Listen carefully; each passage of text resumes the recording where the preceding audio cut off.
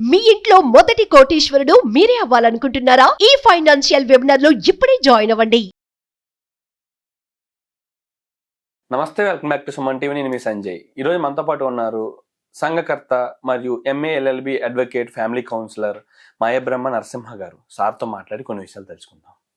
నమస్తే సార్. నమస్తే అండి. ఓకే సార్, ముఖ్యంగా ఇప్పుడు విడాకుల కోసం వచ్చే వాళ్ళ గురించి మీరు మేజర్గా ఏం చెప్తారు? భార్య భర్తలకు మధ్యలో గొడవలు రావడం ముఖ్యంగా ఈగో, ఇద్దరిలోని అహంకారం, మొండితనం, అనుమానం, ఈ మూడు బ్రహ్మాండంగా ఉన్నాయి. అందరి లోపల డెవలప్ అయినాయి ఈ లక్షణాలు. దీనికి తోడు ఈ ఈ కారణాలతోటి వాళ్ళు దాంపత్య సుఖాన్ని అనుభవించరు, అంటే లైంగిక సుఖాన్ని అనుభవించరు. ఎప్పుడైతే అది సైంటిఫిక్గా కానీ ఏ రకంగా చూసినా లైంగిక సుఖం భార్య భర్తలకు అవసరం. ఏదైతే దాంపత్య సుఖాన్ని వారు రెగ్యులర్గా అనుభవిస్తుంటే వారి లోపల ఈ కోపాలు, ద్వేషాలు పోయి బాగా ప్రేమ ఉద్భవించే అవకాశాలు చాలా ఉన్నాయి. ఆ ప్రేమను పొందటానికి ఆ రకంగా వాళ్ళు రెగ్యులర్గా భార్య భర్తలు దాంపత్య సుఖాన్ని అనుభవించాలి. అది లేకుండా ఈ గొడవలు అవుతున్నాయి. ఇప్పుడు ఈ గొడవలు కావడం వల్ల విడాకులకు దారితీస్తున్నాయి. అంటే నేనేం చెప్తా అంటే, ఫస్ట్ నేను వచ్చిన భార్య భర్తను ఒకటే అడుగుతా, మీరు రెగ్యులర్గా ఇంటర్ కోర్సులో పార్టిసిపేట్ చేస్తా ఉన్నారని అడుగుతా. నాకు తెలిసిపోతుంది, వాళ్ళు అబద్ధాలు చెప్పినా నిజం చెప్పినా నాకు తెలుస్తుంది. వారిలో అంత ద్వేషం ఉన్నప్పుడు లేరని అర్థం, కలవట్లేదని అర్థం. ఒకవేళ వాళ్ళు అట్లా ఉంటే కొద్ది అటు ఇటు చెప్తారు, 50-50. అవును సార్ అప్పుడప్పుడు అని. అంటే ఈ రకంగా వాళ్ళు ప్రేమను పొందటానికి ఒక అవకాశం ఇచ్చుకోవట్లేదు ఒకరికొరు. ఎప్పుడు ఒకరినొకరు ద్వేషంతో చూస్తూ ఉన్నారు. ఆ ద్వేషం పోవాలా, ప్రేమ చిగురించాలా అనేది నా ఉద్దేశం. దాని కొరకు కొంత నేను విడాకు లేకుండా ఈ ప్రేమ బాగా, అంటే లవ్ అండ్ ఎఫెక్షన్ ఏదైతే ఉందో అది బాగా ఉండాలి మీలోన. మీ కొరకే కాదు, మీ పిల్లల కొరకు కూడా మీరు ఒకరినొకరిని ప్రేమించాలి బాగా. మీరు ఈరోజే ఒక కొత్త ప్రేమికుల్లాగా ఒకరినొకరు కోరుకోవాలి ఒకరినొకరి. కాకపోతే ఒకరికి ఒకరు సేవలు చేసుకొని తప్పు లేదు, ఒకరికొకరు అవసరాలలో ఆదుకోవడం తప్పు లేదు. ఒకరిని ప్రేమించుకోవడమే కాదు, ఒకరినొకరు అన్నిట్లో ధైర్యం నింపాలి. భార్య భర్తకు బలం కావాలి చాలా మటుకు, భర్త భార్యకు భరోసా కావాలి. అంటే భార్య బలం ఏమిస్తుంది? మంచిగా ఇంట్లో సంతోషంగా ఉండడం ఒకటి, భార్య క్రియేట్ అంటే ఆ వాతావరణం కల్పించడం. భర్తను ప్రేమించాలి, భర్త తల్లిదండ్రులు కూడా ప్రేమించాలి. భార్య ప్రేమ అందించడం అంటే భర్త ఆడపడుతును కూడా ప్రేమించాలి. అప్పుడు బలం అవుతుంది భర్తకు. ఎట్లా అయితే శుభం పలికి పంపించాలి. లేట్ అయినా ఇరిటేట్ చేయొద్దు, సరే క్షేమంగా రండి, నిదానంగా రండి అన్నట్లు చెప్పాలి. ఇంటికి వస్తేనే ఆయనకి ఏం కావాలో అవసరాలని తీర్చాలి. అప్పుడు భర్త ప్రేమించగలుగుతాడు. అలాగనే భర్త కూడా సేమ్ అదే, భార్యను ప్రేమించాలి బాగా. నిజంగా చెప్పాలంటే సమాజంలో భార్య పాత్ర చాలా గొప్పది. నిజంగా మనం మగవాళ్ళు గొప్ప అనుకుంటే మగవాళ్ళు కాదు నా దృష్టిలో. ఒక కోడలు, ఇంటికి వచ్చిన కోడలు చాలా గొప్ప ఓర్పుతోటి అందరినీ ఆదరించి ప్రేమించి అత్తమామను, పిల్లలను, భర్తను, ఆడపడుచును కూడా చేసినప్పుడు ఆ ఇంటికి ఆ కోడలు గొప్ప. కొడుకు ఎప్పుడు గొప్ప అవుతాడు? తను భార్యను ప్రేమించాలి, పిల్లలను ఆదరించాలి, తల్లిదండ్రులు చూడాలి, ఆడపడుచు చూడాలి, తర్వాత అత్తమామను గౌరవించి ఆదరించాలి. అప్పుడు కొడుకు గొప్పవాడవుతాడు కదా. ఇవి ఎంతమంది చేస్తున్నాం మనం? కానీ సమాజం కూడా ఎవరు మంచి సలహాలు ఇవ్వట్లేదు, రెచ్చగొట్టడం. ఇక కొందరు ఇంటి భార్య కొడుకు కోడలు గొడవ అయితే అల్లుండి ఎవరికి సపోర్ట్ చేస్తారు చెప్పండి? బామ్మడికి సపోర్ట్ చేస్తారు. బామ్మదికి తప్పు. అది తప్పు ఎక్కడ సంజాయించాలి. అమ్మాయి తప్పుంది అనుకో, అమ్మాయి ఎవరి ద్వారా ఉంటుందో ఆమెతో చెప్పించాలి. కానీ ఇక్కడ హైదరాబాద్లో కల్చర్ బాగా అయింది, అత్తమ్మ ఉన్న మాకు దావత్ ఇయ్యరు, పిలిస్తే మందు వేరు అని అమ్మాయినే తిరుగుతుంటారు. అబ్బాయి తప్పున్నా అమ్మాయినే తిరుగుతూ ఉంటారు, అవమానాలు చేస్తూ ఉంటారు. ఇది చాలా నీచమైన పనులు. నేను చాలా మంది అండ్ ఇంకోటి కూడా మాట్లాడుకోవాలి సార్. మనం ఇప్పుడు వరకు సమాజంలో ఆడవాళ్ళకి మగవాళ్ళ అవసరం ఎంత ఉందో మనం మాట్లాడుకున్నాం. మగవాళ్ళు లేకపోతే ఆడవాళ్ళ జీవితం ఎంత అంధకారంగా మారుతుందని. కానీ మగవాళ్ళకి కూడా ఆడవాళ్ళ అవసరం అంతా ఉంది. మీరు ఒక 2 ముక్కల్లో తెలియజేస్తారు అనుకుంటున్నాను. మగవాళ్ళకి ఆడవాళ్ళు అంటే మగవాళ్ళకి ఆడవాళ్ళ అవసరం ఎంతవరకు ఉందో మీరు 2 ముక్కల్లో తెలియజేస్తారు. ఒక్క మాట చెప్పాలంటే, మగవారి కంటే ఆడవారిలో ఆత్మవిశ్వాసం ఎక్కువ, మనోధైర్యం ఎక్కువ, విల్ పవర్ ఎక్కువ. మీరు చూడండి, మన బంధువులలో భార్య చనిపోతే భర్త ఎక్కువ రోజులు బతకడు. చూడండి మీరు ఏజ్ వాళ్ళు. అదే భర్త ఇప్పుడు భార్య ఉండగలుగుతుంది. అంటే ఆ మహిళ ఏం చేస్తారంటే 10 మందితోటి కమ్యూనికేషన్ అవుతుంది. అక్కలు, వదినలు, తోడి కోడలు, వాళ్ళతోటి, వీళ్ళతోటి, పక్క వాళ్ళతోటి.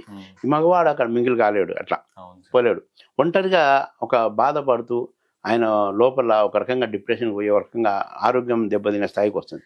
అదే మహిళలు అన్ని రకాలుగా అందరితో ఉంటారు కాబట్టి వారు బలంగా ఆత్మస్థైర్యంతో ఆత్మబలంతో ఆత్మవిశ్వాసంతో బ్రతుకుతా ఉన్నారు. అవును సార్. కాబట్టి ఏ కుటుంబమైనా మంచి కుటుంబం మంచి సమాజం మహిళకే సాధ్యం. మగవాడు ఎంత సంపాదించినా కోటి సంపాదించినా ఇంట్లో మహిళ భార్య బాగాలేదనుకో అంటే ఆమె బుద్ధి ప్రేమగా ఉండాలి, అందరిని పలకరించాలి, ఇంటి గౌరవం నిలబెట్టాలి, మా వంశం గౌరవాన్ని లేదనుకో ఇంకా ఆ కుటుంబంలో అశాంతే ఉంటుంది, రాజ్యం వెళ్తుంటుంది. ఆమె తలుచుకుంటే ఆ ఇల్లు బాగుపడుతుంది. సమాజం కూడా అంతే. బయట ఇప్పుడు బయట మహిళలు చూస్తున్నాం కదా ఎంత ఘోరంగా తయారవుతున్నారు. వాళ్ళకి భయం భక్తి లేదు, ఎవరు అడిగేటట్టు లేదు. పిల్లలంతా అర్ధనగ్న డ్రెస్సులు వేసి బయట కబ్బులు పబ్బులు అని. అంటే సమాజం మగవానితో లేదు కంట్రోల్. రిమోట్ మనం ఉట్టి పెద్ద టీవీ 80 ఇంచులు 56 ఇంచులు ఇట్లా చెప్తుంటారు కదా, రిమోట్ అంతా లేడీసే.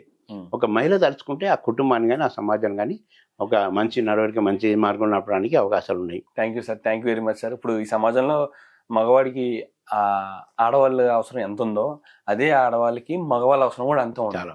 ఈ రెండు అవసరాలు తెలుసుకుని ఒకరి మీద ఒకరు ఆధారపడడం ఎందుకు, నేను నా కాళ్ళ మీద నేను నిలబడతాను అనుకుంటారు తప్పితే కానీ ఈ భూమి మీద పుట్టిన ప్రతి వ్యక్తి ప్రతి జీవి కూడా ఇంకొక దాని మీద ఆధారపడాల్సిందే. తన కాళ్ళ మీద తను నిలబడి బతుకుతున్నాను అనుకుంటే తన అజ్ఞానం అని చెప్పాలి. ఖచ్చితంగా ఒకరి అవసరం ఒకరికి ఖచ్చితంగా ఉంది. ఈ అవసరాలు తెలుసుకుని వాళ్ళు సర్దుకుని కాదు అర్థం చేసుకుని బతుకుతారని కోరుకుంటున్నాను. అది అర్థం చేసుకున్నారు ఖచ్చితంగా డివోర్స్ కేసులు అనేవి తగ్గుతాయండి. దానికి చెప్తాను. ఇప్పుడు ఈ మధ్యలో 60-70 ఏళ్ళు కూడా పెళ్లిళ్ళ మ్యారేజ్ కొరకు వస్తున్నారు. తోడు నీడ ఒక కార్యక్రమం ఉంది మేడం రాజేశ్వర్ గారు. ఎందుకు వస్తున్నారు అంటే నా దగ్గర కూడా 2-3 వచ్చారు. సార్ ఇట్లా నాకు 60 ఏళ్ళు నాకు ఒక తోడు కావాలా. చాలా మటుకు తప్పదు. అంటే ఈ పిల్లలు ఎవరిని పట్టించుకోవట్లేదు. పిల్లలు ఉన్నవాళ్ళు లేని వాళ్ళు సరే, ఉన్నవాళ్ళు కూడా పట్టించుకోవట్లేదు. వాళ్ళ లైఫ్ వాళ్ళ జీవితాలు వాళ్ళ పిల్లల భవిష్యత్తే కానీ వీళ్ళని ఎవరు కేర్ చేయట్లేదు. మంచిని ఇచ్చేవాళ్ళు ఒక్కొక్క దగ్గర. మీరు చూస్తున్న బయట నేను అన్ని సమాజంలో అన్ని చూసినా అన్ని తిరిగినా కానీ చూస్తున్నా, నా కళ్ళతోడు చూసినా కాబట్టి తోడు కోరుకుంటున్నారు, తప్పులేదు.